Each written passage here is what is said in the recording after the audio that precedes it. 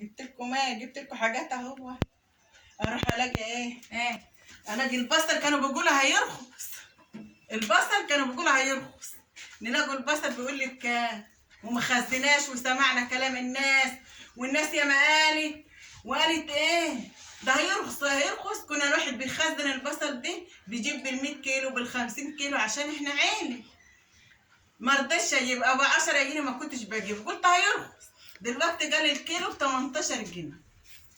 قلت له ليه؟ قال لي والله في السوق ب 18 جنيه البصل. طب ومعاك بكام؟ قال لي بعرشه ب 16 جنيه. بقول له نزل لي حتى 15. قال لي والله جايبه بقى. قلت له حتى ب 15 اما يبقى عيله بقى هتاخد بصل قد ايه وتعمل قد ايه؟ وكله صدقنا كلام الناس وقالوا هيرخص وما رخص. اتصدر اصلا وغلي هذا البصل. والبدنجان ده ب5 جنيه البدنجان ده، والقتة ب10 لقيته ب10. والليمون ليمون اخضر قال لي ب15. جبت ليمون بقى وجبت شويه حاجات.